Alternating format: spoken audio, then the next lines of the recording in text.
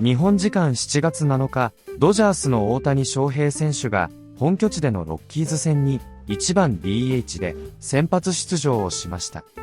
この日の大谷選手は3回の第2打席で6試合ぶりとなる今季19号の逆転ツーランを放ちました。打球速度 105.9 マイル、約 170.4 キロ、飛距離379フィート、約 115.5 メートル、角度29度の一発に、現地ファンは大興奮。大谷選手は4打数3安打、1本塁打、4打点、1四球、敬遠と、チームの勝利に貢献する活躍を見せました。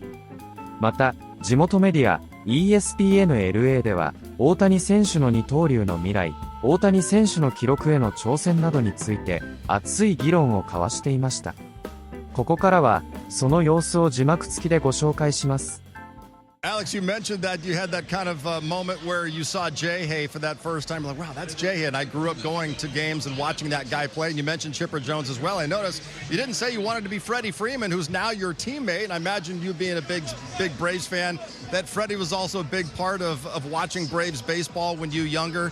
Did you have any other players since you've gotten to the big leagues, though, where you looked out to the mound and just had a moment where you're like, oh, my gosh, I'm facing whoever that person was on the mound?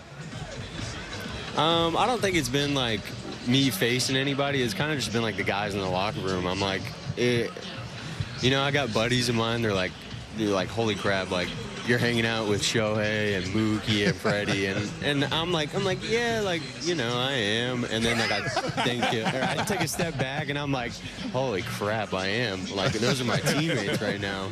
But funny enough, you said that. I actually got the chance to watch Freddie when he was in AA with the Gwinnett Stripers. That was like one of the first times I saw him play. Hey, Free, always tell your friends, hey, yeah, Show, Freddie, Mookie, all those guys, they're hanging out with me. Yeah. Make sure you tell your friends that, okay? And maybe in 12 years from right now, there'll be some young player comes up, it's like, man, I get to hang out with Alex Freeland. Exactly. All of his friends will be saying the same thing. So he's still a young guy. You're only 24. You got a long way to go in your career, Alex.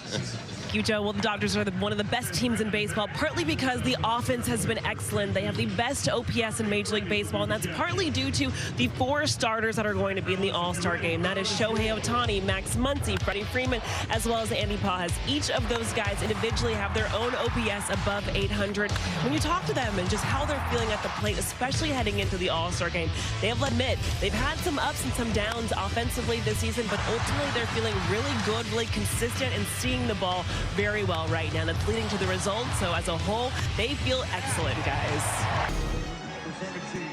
Dodgers have put the leadoff man on back-to-back innings, looking to cash in here with the top of the order coming up. Ohtani blistered one his first time, but it was caught in center field by Carrick. Does so again the other way. McCarthy's going back. Track wall, goodbye.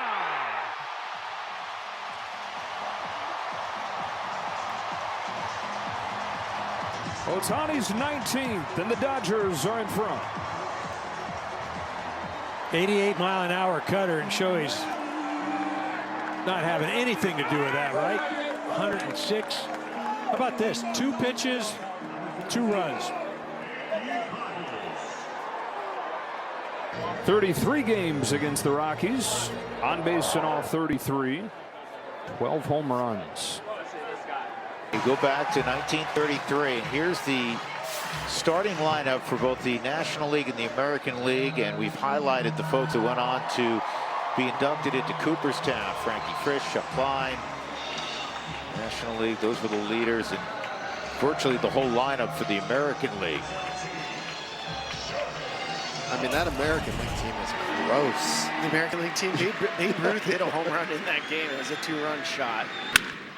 This ball's well hit to left field by Shohei, and it's going to get out. And now it's 2-1 LA, and for Ohtani, that's his 19th of the year.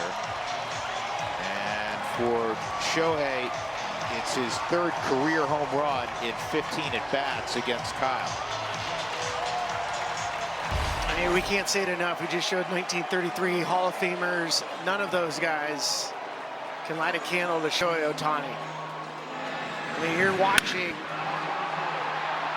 the greatest baseball player that's ever lived. What he can do on the field, that ball was crushed.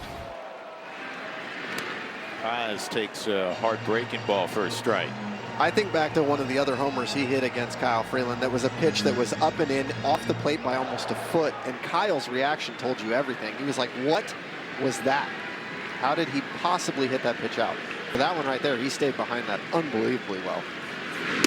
So I'm going to go back because we got cut off with the double play at the end of the half inning, and then Tovey hit the homer. I just want to make one point about Shohei. With the global reach of the game of baseball and how different it is now than 100 years ago, I cannot wait to see what player is spawned from Shohei Ohtani, right? The kids that are getting to see the game that have never seen the game and see this guy and what he's able to do and become the next one. 2-0 strike, 2-1 on Karros. Great point. I mean, like right now with the World Cup, yeah. How many kids want to be Messi, Mbappe? You know, they see that and they're like, okay, I can do something like that. You can dream upon it. If he can throw that cutter out of the zone, McCarthy's going to swing. He's on full swing on that cutter. Just keep it out of the zone. Breaking ball to first. Freeman steps in the back, fires home but late. Rockies lead 7-6.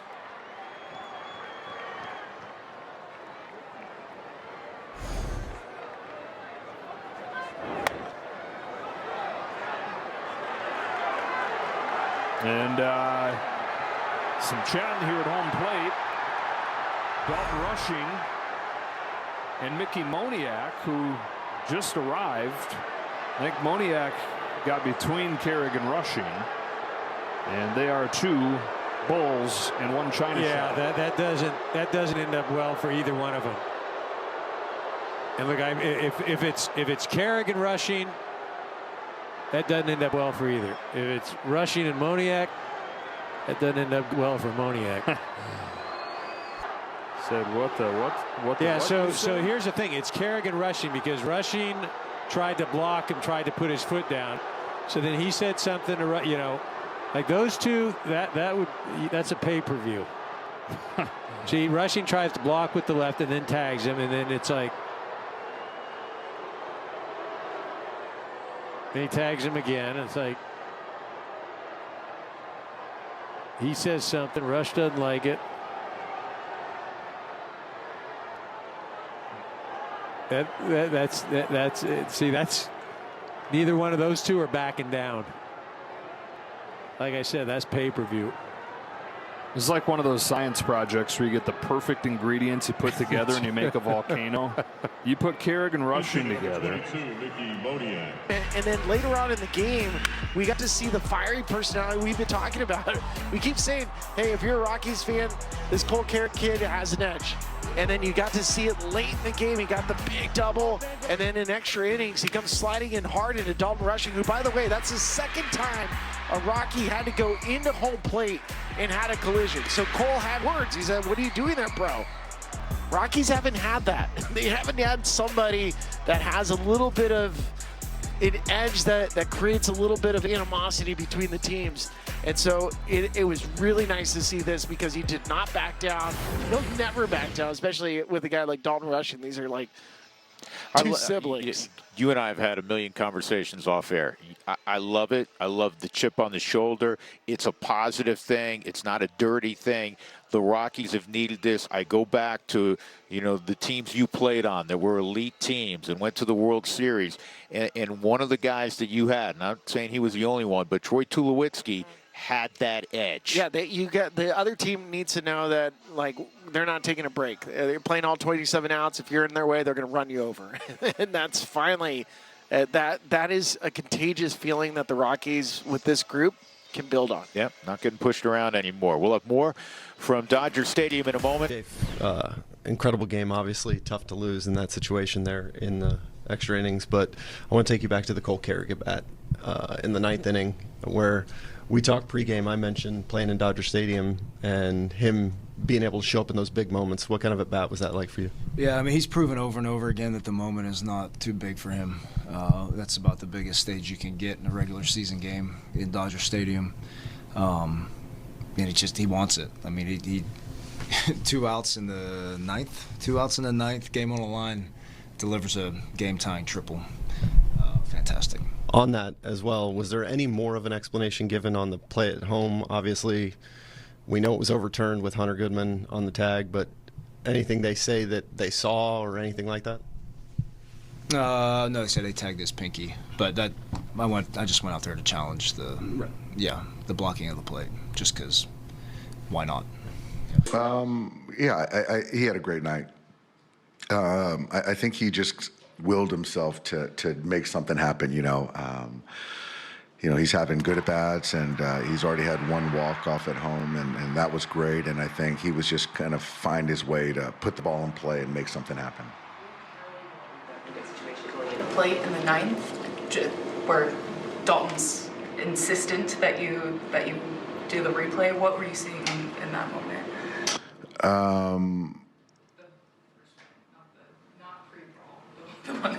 Yeah, no, it was we just wanted to take a look at it and thought we should just give it a shot. But yeah, that he was just very convicted about it. What did you see on the play 10th with Carrick and Russian? I don't know. I think that what happened is Carrick said something, aloud, not directed at Dalton. Dalton thought something was directed at him, and then we cleared the air, and basically a big misunderstanding. Shohei was 3 for 4 with an opal home run. So is his biceps okay? Yeah, biceps good. Tonight was the first time in a while that he really looked like Shohei. Took a cutter, which was actually a pretty good pitch, for the homer, and then lines the ball with the infield drawn in, and then gets another hit. So, tonight looked more like Shohei, and even his out in the first inning was a rocket, to the center fielder. What do you think had been off with Shohei before tonight? I don't know. I think that, you expect this every night, but I think that sometimes there's a little bit of trying to work the mechanics, or maybe a little overall fatigue, body fatigue. I don't know. But tonight, I think everyone tonight felt refreshed. We had an earlier game last night, and the weather was great. So I thought tonight guys looked a little bit more energized, to be honest. Dalton's been under a little bit of scrutiny the last week or two. What do you think it means he's feeling to be the offensive hero? I think the scrutiny, that was just one thing in the sense of, early parts. I think that we've nipped that, some of the emotions that he's had. Obviously a couple weeks ago with the Shohei thing that we cleaned up, and then outside of that, he's just been playing baseball. So I'm very happy that he's pitchers doing his job, and then also offensively, he's really, really on a nice run. If Ohtani's next home run will be his 300 in the major leagues, when you hear that number, does it feel like, oh, he got there quick, or does it feel like I would have guessed he had more? Quick. I mean, not too long. I mean, we're always talking about the 500 club, and so for him to get to 300, I still think, given some of the time that he's missed with the surgeries, it's been pretty dang quick for me. Drove in 4 runs tonight, Jerry. Also hit his 19th home run. A little lefty on lefty crime. He's going to be first pitch swinging. Breaking ball, a little slider in the zone. You call it a cutter. But Shohei Ohtani does a great job of getting to it and through it. How about the catch there by the Dodger fan as well? Great monos in the outfield. One more look at it. Head down on contact. Exit velo about 106 miles an hour. The ideal launch angle, I'm going to say somewhere around 29 degrees, which is great, especially when the moon is not out. When the moon's not out, you can go under 30. Great job, Shohei Ohtani, going the other way. And I love when he stays square. We said it earlier. After April, he made a conscious effort to keep that front shoulder closed as long as possible. When he does that, his hands flying through the zone. The lunar effect on Shohei Ohtani. Right there. Thought it was close enough on our side that we should challenge it, for sure. I knew I had got him on the hand. Obviously, I didn't have a look on whether he snuck his hand in or not. But yeah, we've done such a great job with the little things, and that's our 3rd or 4th big relay on the year. And Miggy putting a good throw to me gave us a chance there, and obviously getting the ball in so quick. You played a big role tonight defensively with the tag play, a couple of nice foul pop-ups, but then you become the offensive hero in a sense. You walk out of here knowing you had a game-winning hit, 3 hits tonight. How good a feeling is that to do with both ends? Yeah, it's good. Our pitchers kind of put us in a spot where we had a chance to win the game. Edgardo, like mentioned earlier, that was a pretty big double play. He turned right there. It's not an easy play. And the bunt was just pop up. So I just reacted.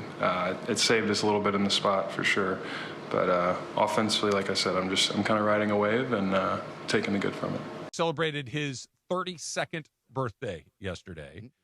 We're starting to see, I think, as a Dodger at least, the first teeny tiny, and they're teeny tiny little signs of he's not superhuman. He's got the blister. He's got the knee. He's got the bicep thing. And his performance on the mound, while still exceptionally good, is not the best we've seen from him. And you can't help but wonder, A, how long can he be a two-way guy? And B, how long will he be Shohei Ohtani? Yeah, so I think those two things are sort of intertwined. Because I think if you're talking about, if he insists on being the two-way guy, I think you get this version of Shohei maybe 2-3 more years. The double duty Shohei. The double duty Shohei. But then, even when the decline happens, it'll be sort of like what we said about LeBron for all these years, right? Where he's not as great. Belgium just scored. Not sure if it was onside or not, but we'll see. They seem to be celebrating like they have been pressuring the whole time. Yes. Looks like it stands. Yeah. Can we get Johnny Infantino on the phone and see if they can take that off the board? Can you rescind that goal? Is there like an Article 23 or something like that takes that down? A lot of silence in Seattle. Quick goal. 8th minute. Is that 8? My 10th minute. 10th minute. Okay. So, but yeah, I think 2 or 3 more years. I think it's like what we said with LeBron though, where he was not as good as he used to be, but still way better than a lot of other guys in the league. And I think that's what you're going to get with Shohei. I think if you're talking about him just deciding, okay, I'm done pitching, I'm just going to be a hitter, I think you extend that out 5-6 years that you start to see before the decline really happens. Yeah, I don't know if there's not some, and it would be very specific set of circumstances because the lineup would get very complicated. We saw it happen once so far this year. If there isn't some sort of closer option in his life later on, where he's your designated hitter night in and night out, but he doesn't become, maybe not every night because of the lineup that would have to, but a very strategic deployment of a sticky situation guy. Like maybe you still have your closer in the 9th inning, but that arm 3 innings a week as opposed to 1 start a week would be very interesting to me. Yeah. But I think you hit on what the sticking point is if you have him as a DH, then how do you lose it when he goes into pitch. You lose him when he goes into pitch, but also how does he get time to go warm up if you need him in the bullpen? Like too. Like hey, if he's coming up this inning, but we also need you in the bottom of the 9th, when do you have time to get out to the bullpen? So there are logistic reasons that I think make that hard, but I do think at some point he's not going to be a starter forever. It just is not going to work. No, you're already starting to see it. And look,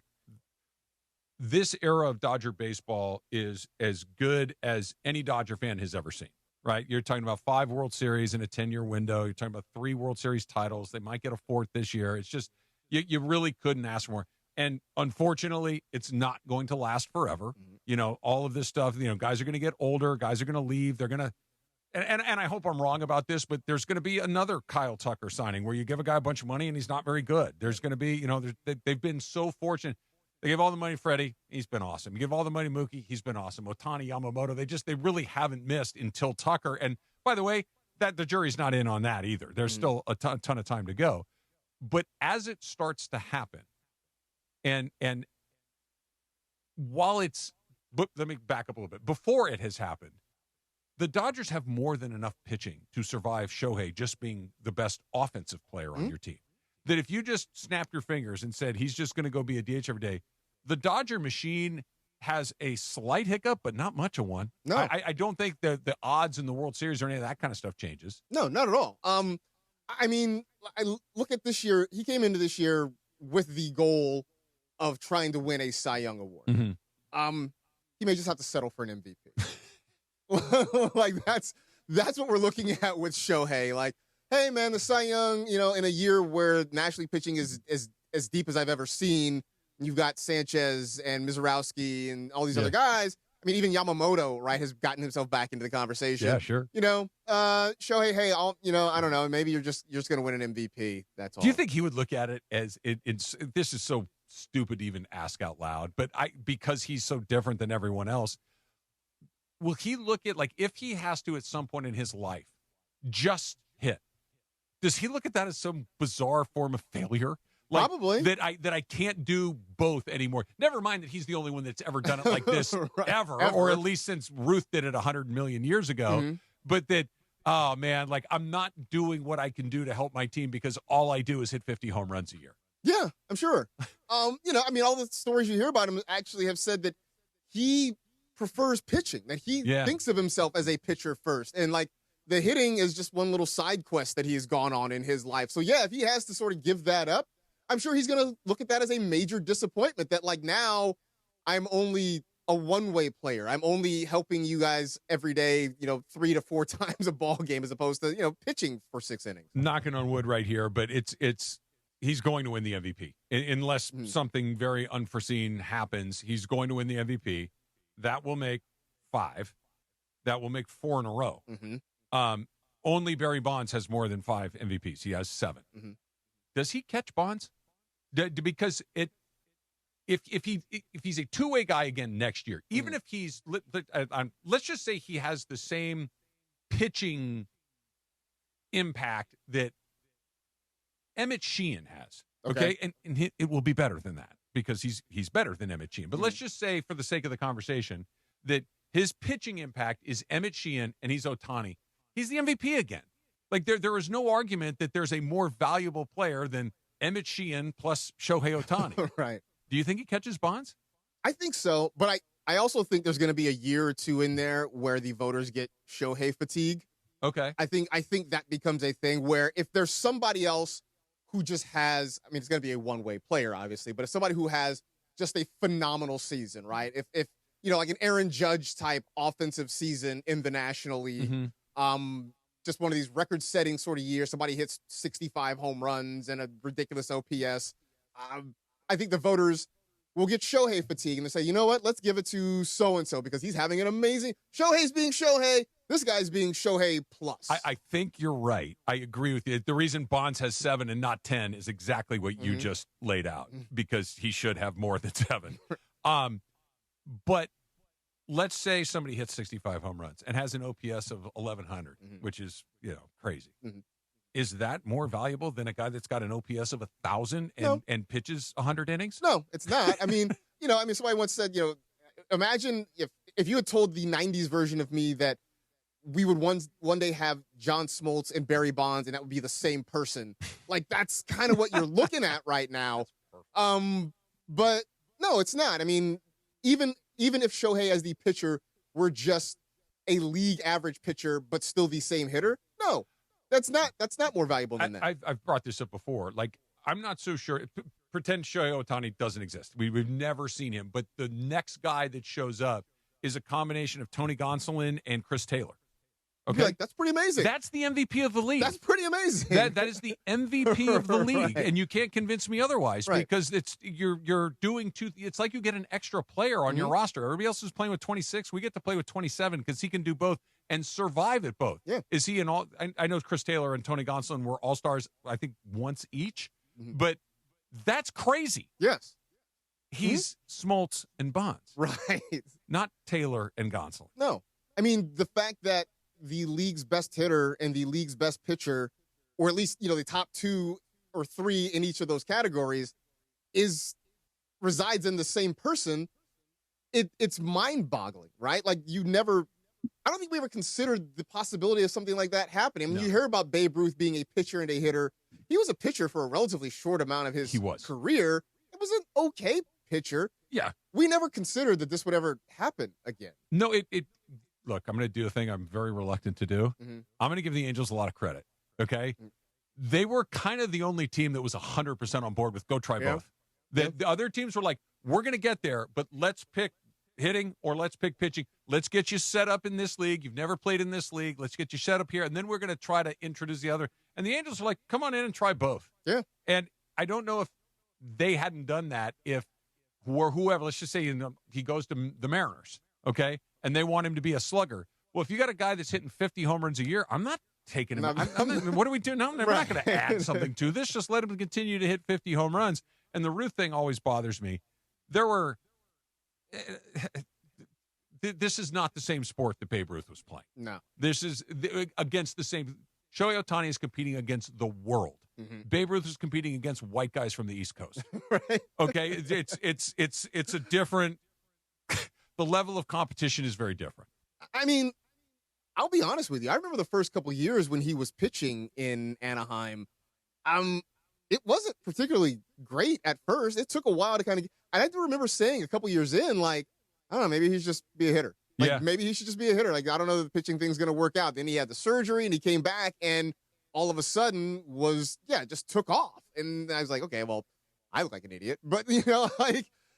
Well, do you remember when he first showed up in spring training in the very first year? He couldn't hit. Yeah. Like, it was like, everyone's like, okay, look, he's a pitcher. Like, he can't hit at all. And then, well, like you said, we were all looked like idiots. Yeah. Yeah. I mean, just, and to your credit, to your point, the Angels, give them credit. Now, some of it might be because, hey, we're the Angels. What do we have to lose? I guess. Like, let's just do it. Like, we got nothing to lose here. If this works, then it's great. If it doesn't work, then, hey, so what? いかがでしたでしょうか。このチャンネルでは日本人メジャーリーガーなどを中心に野球情報をお届けしています。この動画が良かったら高評価、チャンネル登録をよろしくお願いいたします。今回も最後までご覧いただきありがとうございました。それではまた次の動画でお会いしましょう。